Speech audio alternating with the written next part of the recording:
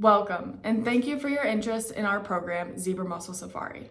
My name is Sawyer, and I'm a Mesa grad fellow focusing on the development of this program.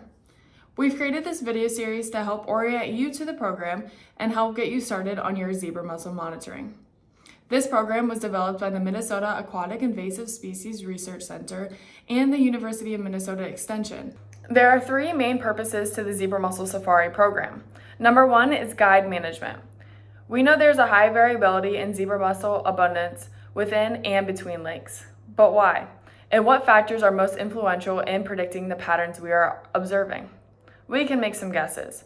Water chemistry, substrate type, nutrients, disturbance, and so on.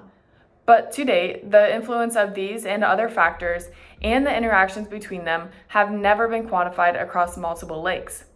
The goal of Zebra Mussel Safari is to collect abundance data across larger scales and over longer periods of time to allow us to make such predictions.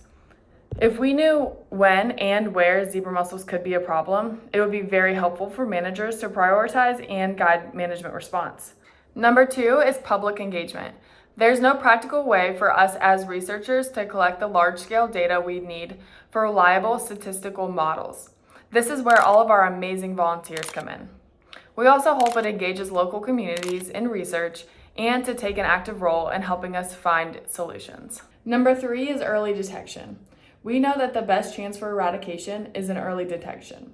If lakes participate in the program before zebra mussel is established, it could be a good way to engage property owners to do early detection and to find the zebra mussels right when they establish.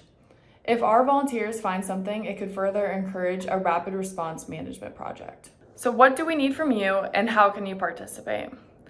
The basic task is to hang the provided sampling plates off the end of your dock from the time that you receive the sampler through mid-September.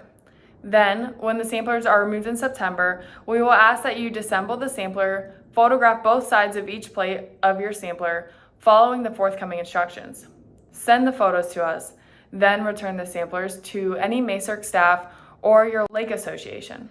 The tasks are minimal because we want to make this program easy and exciting to participate in. In addition to these tasks, we also ask that you are generous with your feedback in this project. We are relying on our volunteers to help us find areas for improvement to make this as smooth and effective as possible for the following seasons.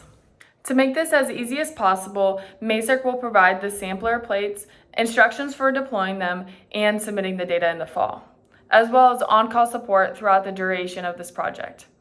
If needed, your local lake association leaders can provide assistance with hanging and retrieving the samplers from your dock. I would like to wrap up this video by saying thank you. We would not be able to host a program of this scale if it weren't for our amazing volunteers all over the state. Our volunteers are out in the field providing us with real, meaningful data. So thank you for your work in preserving our beautiful Minnesota lakes. Be sure to check out the rest of our videos to learn about sampler assembly, deployment, retrieval, and data submission.